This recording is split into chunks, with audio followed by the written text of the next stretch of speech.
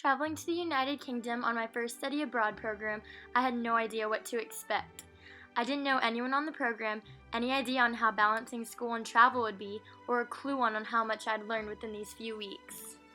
In the first couple days of the trip, I started to get to know some of the other students more personally.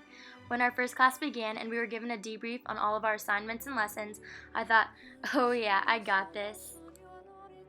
As the first quiz was taken and then given back, I felt frustrated. The grade I got was a very rough start to a short course. Completing the readings, I started to give way to a new meaning of progress. At first, I connected progress with technology and modernization solely. After the next quiz is taken in Bath and I receive a better grade, not that much better, but I made progress. To continue on with the trip, I started to pay attention to my environment more and witness ways England has progressively moved to develop more sustainably. Through the long hours on the bus, we passed the countryside full of farmlands of endless cows and sheep and wind farms. As we passed by residential areas, I see many buildings and houses with solar panels for the generation of solar energy. I began to put together the level of efficiency of this country. I look back to my experiences in London as well. The availability of public transportation is phenomenal in the United Kingdom. From the tube to buses, most people don't need a car. When we arrived at Mendip Hills and met Les, I expected a nice, relaxing hike, but the whole time I was amazed at the facts Les was passing on to us.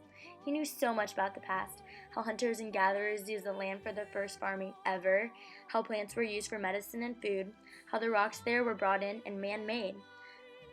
Everywhere we went, Les knew the land well, and his intrinsic love for it was obvious. In a beautiful bimble in Loch Ness, Les pointed to a creek and explained how dams in England are used for hydropower. Furthermore, the politics of England have too found progress with their new election.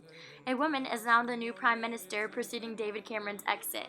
It was not that long ago when women were not even allowed to go to school, as stated by our tour guide at the all-boys grammar school in Hawkshead.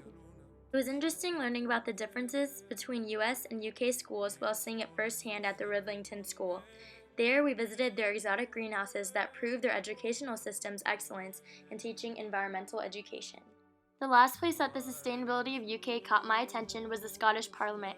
The tour guide emphasized how the sustainable development of the building's architecture was made out of local Scottish resources and made to insulate itself. Though the United Kingdom is not perfect in all of their environmental ways, they have definitely come a long way in their progression towards a safer, happier planet. Thinking through on the trip, I put together all of my experiences with the growing of friendships, independency, and knowledge.